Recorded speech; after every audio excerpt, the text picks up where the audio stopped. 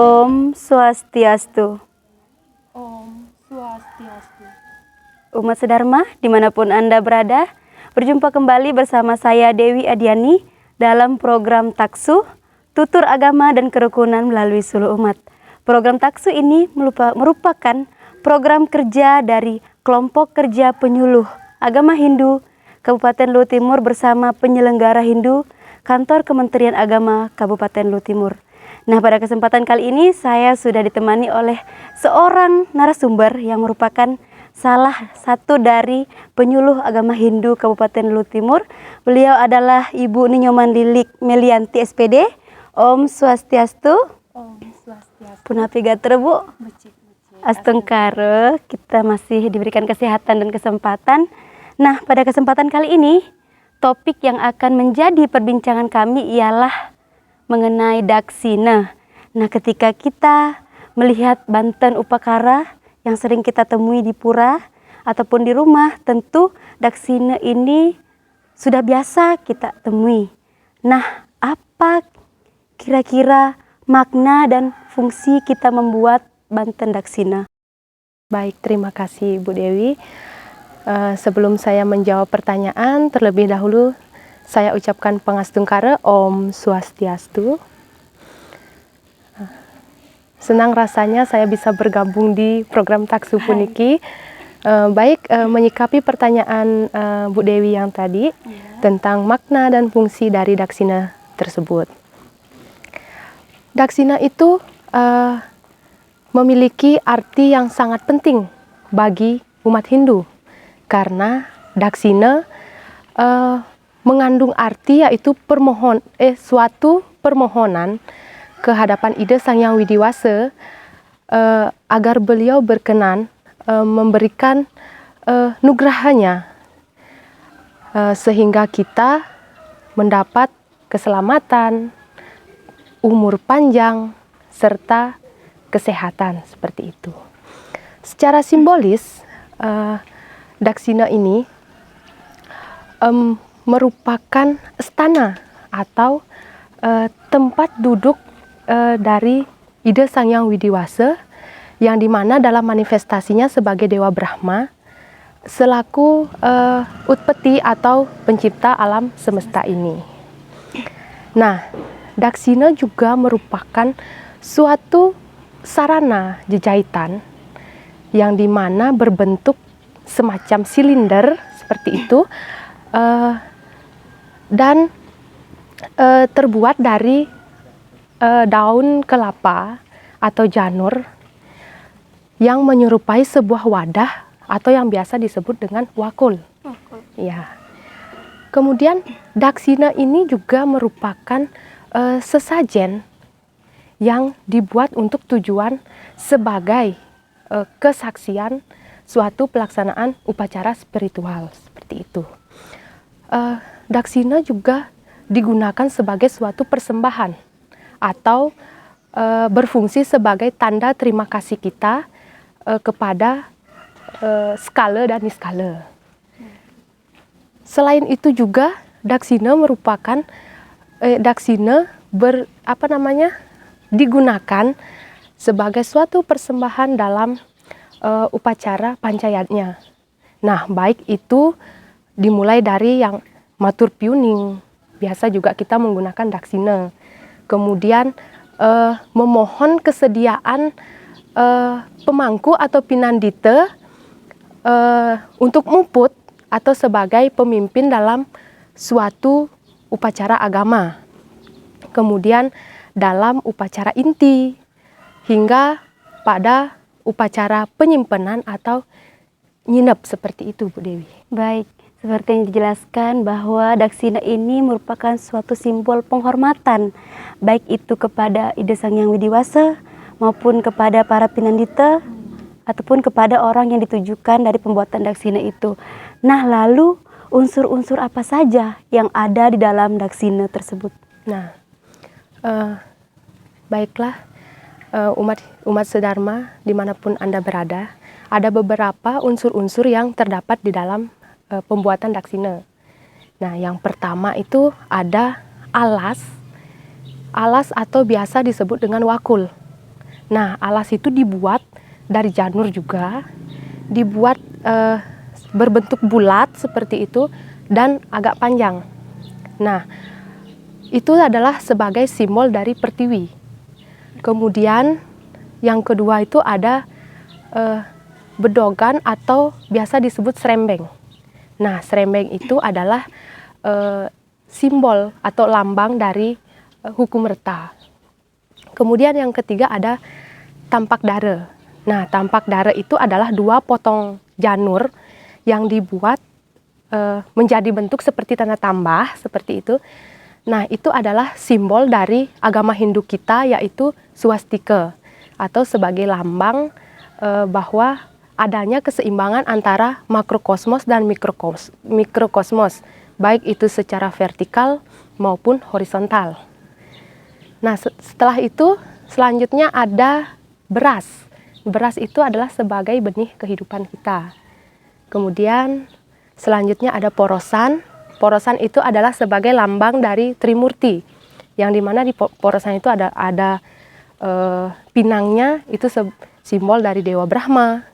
Kemudian ada sirih, itu simbol dari Dewa Wisnu, dan ada kapur, simbol dari Dewa Iswara. Kemudian selanjutnya ada kelapa.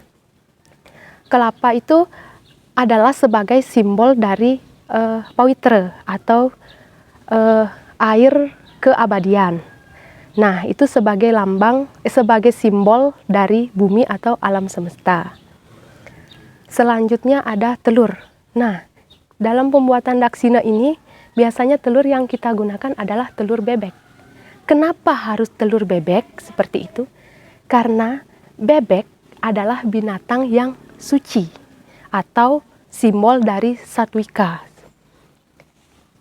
Selanjutnya ada gantusan, yaitu sebagai bekal atau bekal dan kehangatan untuk mencapai kedamaian dan kesejahteraan.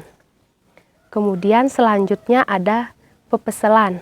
Pepeselan itu adalah simbol dari tumbuh-tumbuhan atau cerminan dari Sangyang Sangkara. Selanjutnya ada uang kepeng atau biasa disebut pes bolong. Pes bolong. Setelah itu ada pisang. Pisang itu adalah lambang dari jari-jari kita. Ya, itu adalah lambang jari seperti itu. Dan yang terakhir ada canang sari. Canang sari itu adalah sebagai lambang dari arah. Gitu. Jadi di sana ditujukan dari arah timur, selatan, barat, utara, dan tengah. Yang dimana manifestasi Sangyang Widi sebagai Sangyang Panca Dewata. Seperti itu, Bu Dewi. Sudah dijelaskan tadi mengenai unsur-unsur yang terdapat di dalam daksina. Lalu ketika kita membuat daksina, apa hanya satu bentuk saja atau satu jenis saja, atau memang ada jenis-jenisnya ketika hendak membuat daksina? Oh ya, baik, terima kasih. Nah, di sini ada beberapa jenis dari daksina itu. Yang pertama itu ada daksina alit. Nah, daksina alit ini itu isi dari daksina alit ini hanya satu porsi dari masing-masing setiap unsur tersebut, ya. Dan daksina alit ini adalah yang paling banyak sekali digunakan dalam pembuatan banten. Baik itu sebagai banten pelengkap maupun banten itu sendiri. Yang kedua ada daksina pekale-kalean. Nah, daksina pekale-kalean ini biasanya digunakan pada saat pelaksanaan upacara manusayatnya. Isi dari daksina ini adalah dilipatkan 2 kali dari masing-masing unsur tersebut. Berarti 2 kali iya. dari jenis daksina yang pertama. Jadi double, maksudnya ya double isinya, iya. Nah, daksina ini biasanya digunakan dalam upacara perkawinan atau upacara untuk bayi, seperti itu. Kemudian yang ketiga ada daksina krepe. Nah, daksina krepe ini biasanya digunakan pada pelaksanaan upacara resiatnya. Jadi isi dari Daksina Kripa ini adalah dilipat 3-kan. Tadi dilipat 2-kan. Kalau untuk Daksina Kripa itu dilipat 3-kan dari masing-masing unsur. Namun Daksina Kripa ini jarang digunakan karena terkecuali ada upacara untuk penebusan oton atau biasa istilahnya itu untuk membayar oton, seperti itu. Seperti mebayuh ya? Iya. Kemudian yang terakhir ada Daksina Gede atau Daksina ini biasa digunakan dalam pelaksanaan upacara-upacara besar. Jadi isi dari Daksina ini yaitu dilipat 5-kan dari masing-masing unsur tersebut dan disertai dengan tetandingan-tetandingan yang lain. Seperti itu. Berarti ada 4 jenis dari bentuk-bentuk Daksina tergantung dari jumlah unsur di dalamnya dan kepada siapa ditujukan Daksina tersebut. Nah, yang terakhir ingin saya tanyakan, seberapa penting penggunaan Daksina di dalam setiap upacara yatnya dan apakah boleh misalnya dalam suatu upacara yatnya tidak menggunakan Daksina? Baik, Daksina itu sangat penting dalam pelaksanaan yatnya seperti itu, khususnya dalam pembuatan banten. Karena Daksina bagaikan jiwa dari sebuah banten tersebut. Di sini Daksina melambangkan alam semesta atau Tuhan yang Maha Kuasa, seperti itu. Jadi Daksina itu sangat penting karena selain merupakan persembahan, Daksina juga merupakan suatu permohonan kepada Ida Sang Widiwasa, seperti itu Bu Dewi. Jadi dalam setiap ada bebantenan harus ada Daksinanya, seperti itu. Baik, sudah sangat jelas sekali yang dijelaskan oleh narasumber mengenai Daksina, bahwa Daksina ini merupakan jiwa dari banten itu. Tidak ada Daksina maka tidak merasa seperti hiduplah banten itu. Begitupun dengan maknanya, bahwa makna Daksina ini ialah sebagai suatu penghormatan, baik itu kepada Ida Sang Hyang Widiwasa, baik itu kepada para pandita pinandita, serta kepada siapapun ditujukan pembuatan Daksina itu. Nah, terima kasih kepada narasumber karena telah membagikan informasi Dharma kepada seluruh umat sedharma dimanapun Anda berada. Terima kasih juga kepada umat sedharma yang telah mendukung program Taksu ini sehingga kami memiliki acuan untuk membuat program ini lebih baik ke depannya, dan tetap mendukung program Taksu ini melalui channel YouTube Hindu Lutim dengan cara tekan tombol like, komen, subscribe, dan jangan lupa share kepada seluruh sanak saudara, kepada kerabat, sehingga informasi Dharma ini dapat dimengerti oleh seluruh umat Hindu. Akhir kata saya akhiri dengan ucapan Paramasanti. Om Santi Santi Santi Om.